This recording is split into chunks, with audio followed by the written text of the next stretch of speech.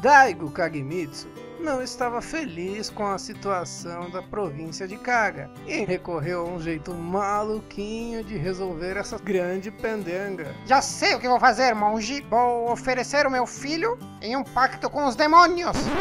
Mas não seria melhor investir em infraestrutura, em planejamento e tudo mais, para assim podermos conseguir crescer como uma nação? Cala a boca!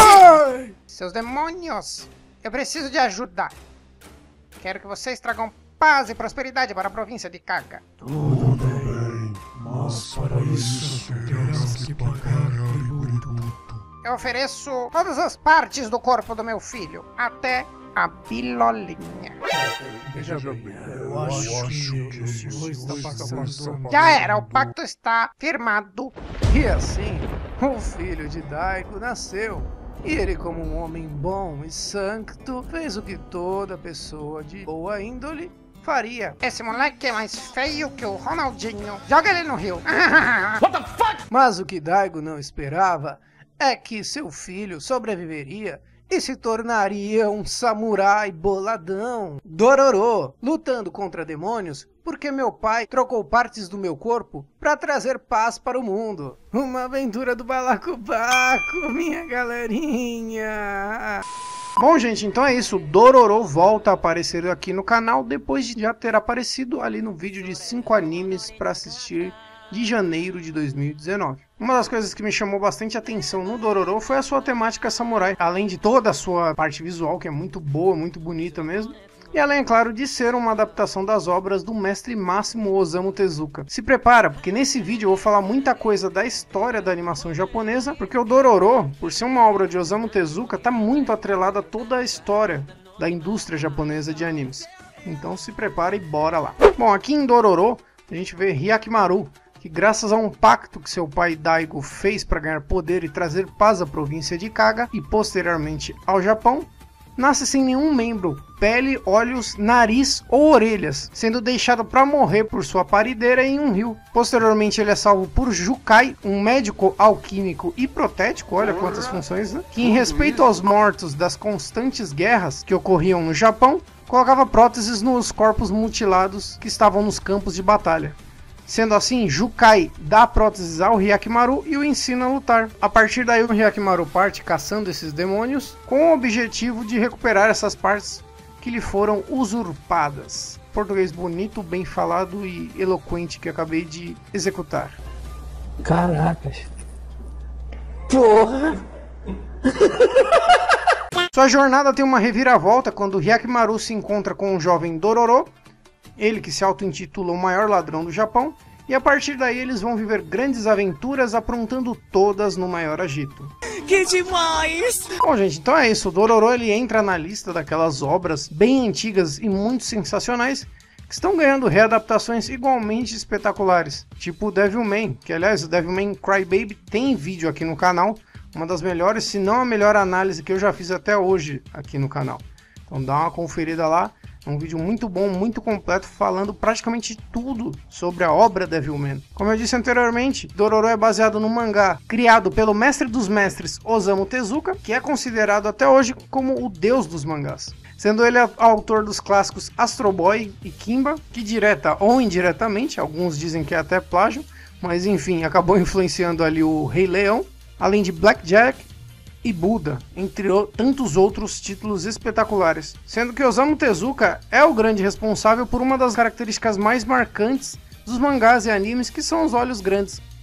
Ele foi inspirado ali por Betty Boop e talvez até ele teve grande influência pelo filme Bambi também, sendo que o Tezuka ele achou essa característica de olhos grandes dos personagens muito marcante, trazia uma expressividade muito boa e interessante para os personagens e acabou implementando isso em suas obras, o que posteriormente influenciou outros autores que seguiam essa tendência que ele criou ali, né? E não apenas por isso, mas o Tezuka ele abordava diversos temas em suas obras que eram coisas bem à frente do tempo dele mesmo. Além, é claro, dele ter sido um dos responsáveis por consolidar os mangás como um mercado e os animes também como um mercado. Enfim, são muitas coisas para falar do mestre e definitivamente o Osamu Tezuka merecia um vídeo só para ele aqui no canal. Mas enfim, isso fica para outro dia, isso fica para outra vez. Quem sabe, né? Se o canal chegar a 100 mil inscritos. Olha que promessa tesuda. Tesuda de Tezuka. Eu vou chamar essa promessa da promessa tesuda de Tezuka. Você é joelho, hein, cavelhão? O Dororo que teve seu mangá lançado ali em 1967 e posteriormente ganhou uma adaptação em anime no ano de 1969 pelo estúdio Mushi Productions. Esse que é um dos estúdios pioneiros de animação no Japão, foi responsável por Astro Boy, por Kimba e Ashita no Joe, por exemplo. Infelizmente, atualmente o estúdio é um estúdio pequeno que faz trabalhos de apoio, né? Ele basicamente trabalha em conjunto com outros estúdios ou em algumas outras animações, enfim. Só que a história do Mushi Productions ela é tão atrelada à história da animação japonesa que vários dos seus ex-membros fizeram parte da fundação de outros grandes estúdios que existem até hoje, como a Madhouse, o Kyoto Animation, o Sunrise, o Shaft e o Estúdio Pierrot também. Então tem muita história e bagagem atrelada à obra de Dororo. Por isso que eu avisei no começo, que vai ter muita coisa falando da história da animação japonesa nesse vídeo. Vamos mostrar cultura pra esse povo? Não. Voltando ao anime de 1969, vale ressaltar que para os padrões da época, era uma animação muito bem produzida e que trazia temas, de certo modo, adultos e atuais. Isso até para hoje, mostrando como é a vida na miséria, na violência e na desigualdade. Além do que, mesmo se você assistir hoje, ainda assim é uma boa animação que diverte e tem a sua essência de tudo que tem no mangá. E o interessante é que isso foi transpassado inclusive para essa obra atual, essa obra que eu estou fazendo review, lançada agora em 2019. Vale ressaltar a música de abertura, Dororo no Uta, que traz bem aquela pegada de animações e desenhos daquela época mesmo, inclusive colocando bastante da ambientação samurai, tanto no ritmo quanto na letra da música, né? Mais uma curiosidade sobre o Dororo é que Toshiko Fujita, a cantora dessa abertura, é a dubladora, entre outros inúmeros trabalhos, que deu a voz ao Tai, do Digimon. Infelizmente ela veio a falecer no final do ano passado, mas aí deixou esse grande legado de trabalhos na história da animação. Então, mais uma vez, mais um exemplo aí de como Dororo está muito atrelado à história da animação japonesa, não só por ser uma obra do Osamu Tezuka, mas enfim, por ter feito parte realmente da trajetória do que são os animes até hoje em dia. E ainda sobre o anime de 69, vale ressaltar que esse remake ele foi feito quase que totalmente fiel à obra original. Tanto que o primeiro episódio dos dois são muito semelhantes. Existem diferenças pontuais como as personalidades de algum personagem e tal, cada um se adequando à sua época, mas nada tão chocante assim. Um exemplo que eu posso trazer é o Daigo, o pai do Hyakimaru, que na animação de 1969 tem uma personalidade mais maniqueísta, enquanto que nessa versão atual, aqui de 2019, ele aparenta traços um pouco mais humanos, sendo menos o vilão malvadão e tendo mais aquela pegada de um governante egoísta e filho da puta mesmo. Sou filha da puta pra caralho! Sobre as outras adaptações externas que existiram de Dororo, vale dar uma pincelada rápida no game de PlayStation 2, Blood Will Tell, lançado pela SEGA em 2004, seguindo aquela linha de hack and slash da putaria, Peak Devil May Cry e God of War. Pra época tava bem bacana, é bem legal mesmo o jogo. E a gente também tem o live action de 2007. E cara, apesar de fazer umas mudanças significativas na história, tipo o Dororo ser uma mulher, e de ter uns efeitos de CGI bem mais ou menos, quando aplicados nos demônios e tudo mais, só que a gente precisa lembrar que é um filme de 2007, ele é bem bacana e também vale dar uma conferida, né? Agrega bastante pra obra. Bom, depois de tudo isso que eu falei, do quanto o Dororo tá atrelado à história dos animes, vamos então a essa adaptação agora. Ela que foi lançada ali no dia 7 de janeiro de 2019, produzida pelo estúdio Mapa com colaboração da Tezuka Productions, sendo que obviamente a Tezuka Productions foi um dos estúdios criados por Osamu Tezuka, obviamente, sendo que o Tezuka Productions é muito mais ativo que o Mushi Productions. Tezuka Productions já encabeçou algumas obras mais recentes, como Dagashi Kashi, né, a segunda temporada, Young Blackjack, e além de Astro Boys e das adaptações de Kimba de 1989 e de 2009 também. Eu vou comer teu cu. Teu cu não! Já o Estúdio Mapa, como eu falei no vídeo dos animes de janeiro, ele esteve à frente ali do Kakegurui, Yuri on Ice e Inuyashiki. Sendo que o Yuri on Ice e o Inuyashiki tem vídeo aqui no canal, vou deixar nos cards, se não assistiu ainda, dá uma conferida, beleza? Como eu disse no vídeo dos 5 animes para assistir em janeiro, Kazuhiro Furuhashi, que já esteve à frente de quase todas as adaptações de Kenshin, além de ter sido diretor de Fatal Fury 2 e Hunter vs Hunter, e também ter dirigido a abertura do game de Tales of the Abyss. Tales of the Abyss é a primeira análise aqui do canal, vou deixar também no card, assiste por sua conta e risco, tá? Depois você me falou o que achou. O Kazuhiro, ele é o diretor dessa adaptação aqui de Dororo também, e pode até parecer besteira para algumas pessoas, mas o fato dele ter tido essa experiência com Kenshin, que é uma produção ali que envolve o universo dos samurais, da época feudal japonesa, aquela coisa toda, isso ajuda muito para ele conseguir uma boa execução de efeitos e ambientação aqui em Dororo. Sendo assim, na parte técnica, o que a gente pode ver em um primeiro momento é que existe uma repaginada no visual de todos os personagens, trazendo de uma maneira geral uma pegada mais obscura e de certo modo mais melancólica, isso na parte visual e psicológica dos personagens. Apenas o Dororo que ainda mantém a sua aura de moleque capeta endiabrado. Mas mesmo assim é uma versão muito menos elétrica e estridente do que eu visto no anime de 1969. Lá no anime de 69 parecia que o moleque tinha cheirado 10 carreiras de cocaína e tomado 25 litros de café de tão ligado no 220 que o filho da puta era. Vamos usar droga, desgraça! O Dororo aqui, ainda que seja o capeta em forma de guri, é um pouco mais comedido e de certo modo ele também entra nessa pegada mais melancólica e de certo modo pé no chão, que essa animação agora de 2019 traz. Exatamente até para contextualizar o personagem com a realidade em que ele vive. A animação é muito bonita e fluida, assim como a ambientação, além dos efeitos visuais. Tudo acontece e é executado de maneira competente e bem pontuada.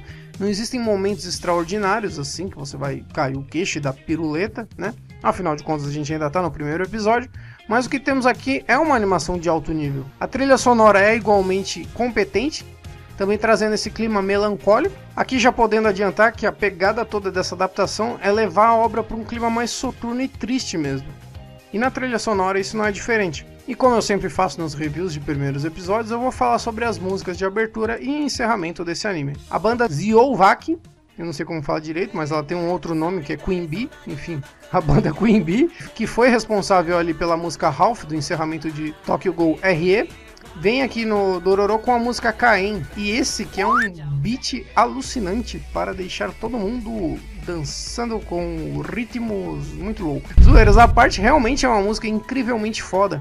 Mesmo que em um primeiro momento eu não tenha enxergado muito a conexão entre a letra e o anime, a letra ela se conecta mais com a abertura, principalmente quando existem menções ao fogo ou a queimar, né? Existem mais alusões visuais à abertura em si do que à história do Dororo, isso em um primeiro momento, tá? Talvez daqui pra frente eu possa até identificar alguma coisa ou outra e nos próximos reviews que tenho eu venho aí trazer pra vocês. Mas a música em si, a melodia e a batida se encaixam muito nesse clima meio deprê e melancólico que a série traz. E até porque não necessariamente a letra da música precisa ter alguma grande conexão com a obra para ser boa. A gente tem um grande exemplo disso da música do primeiro anime de Berserk, que não me deixa mentir.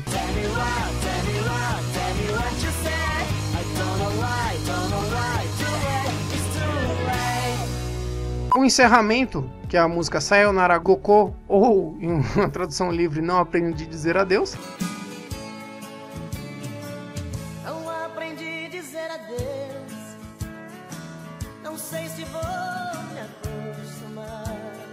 Que é executada pela banda Amazarashi. Essa que já traz na letra alguma conexão, principalmente com alguns acontecimentos futuros, né? Além do que reforça ainda mais a pegada mais melancólica que o anime trouxe. E é uma música de fato muito bonita mesmo. Também uma música muito foda.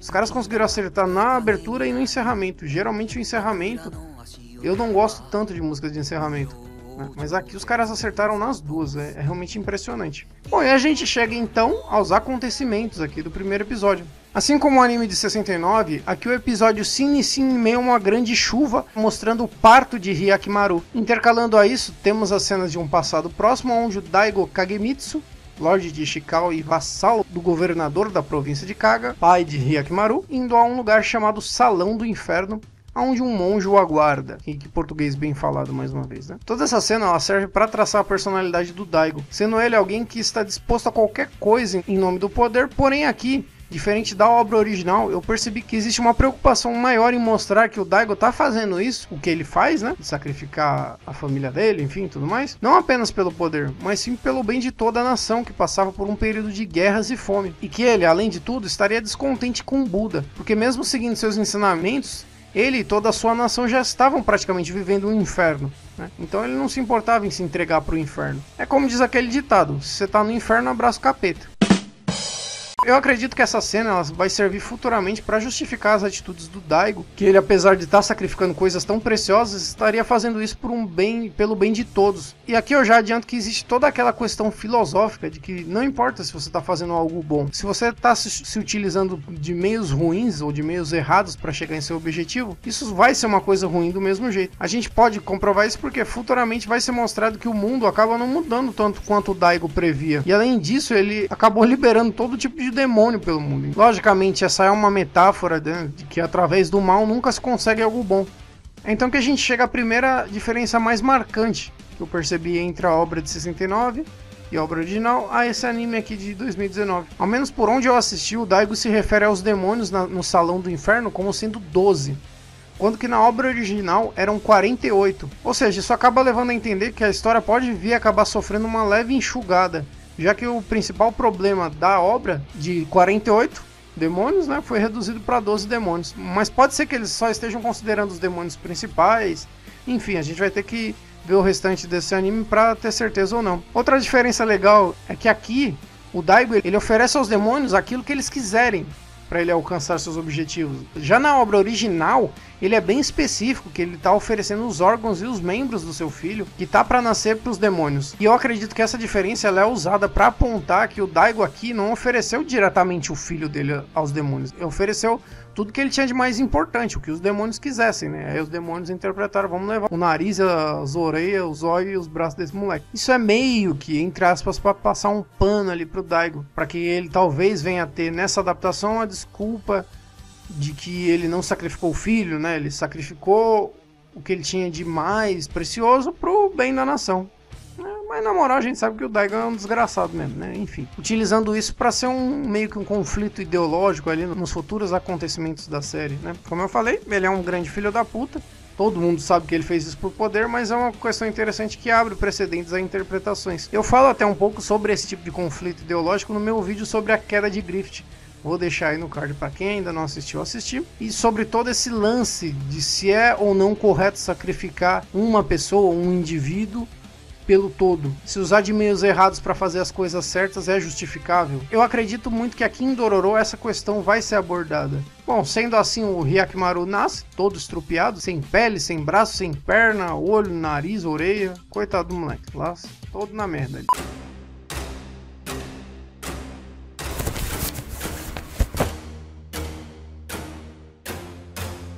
Bem fudido, filha da puta. Que deselegante.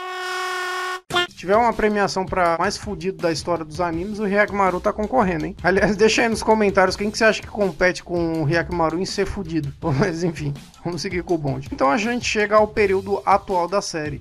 O Daigo ali governando soberano em um período de paz, entre aspas, ao lado de sua mulher e de seu outro filho. Sendo esse filho que tem um hábito meio estranho de caçar rola pra dar pra mãe. Quer uma rola cheia de veia com a cabeça larga? Como é que é? É rola? Rola. A gente é apresentado ao Dororo, um pivete que vive de trapaças, furtos e sacanagens. Como eu falei anteriormente, aqui numa versão muito mais realista e contida do que a apresentada na obra original. Porém, ainda carregando o viés cômico do personagem. Eu vou gastar tudo em droga, na intenção de morrer. Após ser capturado por um bando de homens da qual ele havia roubado, Dororo começa a tomar uma surra, isso embaixo de uma ponte. E essa cena que ocorre quase que da mesma maneira que aconteceu no anime ali de 1969. E é então que o Hyakimaru surge sobre a ponte olhando para o horizonte. Visualmente falando, eu achei essa versão do Hyakimaru excepcional, cara. O semblante dele é extremamente frio. Até porque nesse primeiro episódio ele tá quase o tempo todo de máscara, né? Já que ele ainda tem o rosto sem pele, tendo os olhos, nariz, orelhas, braços e pernas como próteses. O Hyakimaru ele é cego e surdo. Ele seguia apenas pelo Ki, chakra ou energia, enfim, dos seres que cercam ele. E é então que temos Deiki, o primeiro dos demônios que o Hyakimaru deve matar para reaver as partes do seu corpo. O Deiki é uma espécie de slime ali, um monstro meio que feito de lixo, que boiava ali no rio, e após devorar os agressores do Dororo, o Deiki meio que vai pra comer o moleque, mas o Hyakimaru salva ele. É engraçado essa cena porque ele joga o Dororo usando as costas meio que da mesma pegada que o Ronaldinho fazia dando passe com as costas. Eu achei essa parte sensacional, cara. Referências de futebol. Esse é o Caveira. A partir daí o confronto come solta, a porrada não tem limites. E a gente tem uma ótima cena de ação, muito fluida e bem executada. Todos os planos e cortes são perfeitos e dão a imersão necessária para o que o espectador sinta a cena de fato. O Hyakimaru acaba vencendo com certa facilidade, ele derruba a ponte ali na costa do Deiki, apesar que eu acho que o Deiki não deve ter costas, mata o bicho lá, e com a morte do demônio ele consegue recuperar o rosto dele. Essa cena também ficou muito legal, muito impactante, recuperando o rosto dele ali. E a gente vê mais uma vez a qualidade da animação, que o Hyakimaru ele sai daquela expressão da máscara, né? A máscara cai e aí você vê uma expressão de fato humana nele ali, com o rosto sem pele, pouco a pouco recobrando a pele do rosto. E uma coisa que acontece em paralelo com isso é que o pai dele, o Daigo, consegue sentir isso pela cicatriz que ele tem ali na testa, e além do que ele vai no salão do inferno ali e vê que uma das estátuas dos demônios está destruída. Logo após isso tem um desmoronamento, e isso meio que deu a entender pra mim que a ordem e a paz que o pacto do Daigo trouxe tá meio que atrelada ali à vida dos demônios, ou seja, provavelmente conforme os demônios vão morrendo, o mundo vai indo meio que pra merda de novo. Esse é um fato que deve colocar o Daigo contra o Hyakimaru e colocar aí um dos principais conflitos aqui da trama. Mas basicamente o que a gente tem desse primeiro episódio é bem isso mesmo. Sinceramente, cara, eu queria dizer só uma coisa pro mapa, pra Tezuka Productions, pro Osamu Tezuka, pra memória dele, pro espírito dele, que seja, mas os senhores estão me fazendo muito feliz. Realmente a gente tem um ótimo anime aqui. Com o que nos foi apresentado, tem tudo pra ser de fato o melhor anime do ano, sem sombra de dúvidas, cara. Inclusive, se a gente pegar a obra original, se os caras conseguirem adaptar perfeitamente a obra original, já vai ter tudo pra ser espetacular. Eu acho que é meio que uma sina do mês de janeiro em trazer coisa boa, né? No ano passado a gente teve o Devilman Crybaby, nesse ano a gente tem o Dororo. Eu realmente não vejo tantos pontos negativos que possam afastar alguma pessoa do Dororo. Talvez uma pessoa que não goste muito de animes de ação ou animes tão violentos possa não gostar, né? É uma obra muito boa mesmo, a não ser que a pessoa realmente não goste por motivos pessoais, mas qualidade técnica tem de sobra, a história é cativante, é bacana, é divertida. Lógico que tem que mostrar muito mais nos próximos episódios, mas como eu disse, se adaptar o que tem do material original, tem tudo pra ser espetacular. Na minha opinião, já é um anime foda pra caramba. Quem discordar é clubista. Bom, gente, então é isso. Eu vou encerrando esse vídeo por aqui. Espero que vocês tenham gostado. Se gostou, já sabe, né? Deixa aquele like maroto. Se não tá no canal ainda, é só inscrever-se. E ativa o sininho para sempre receber as notificações aqui do canal. Também, se possível, dar aquela compartilhada para fortalecer e para que o canal cresça cada vez mais. Eu vou deixar uma meta de 100 likes para que eu continue a fazer os reviews aqui de Dororo. Beleza, minha gente? Um grande abraço e um grande beijo a todos. Falou, tchau, tchau. Uhul!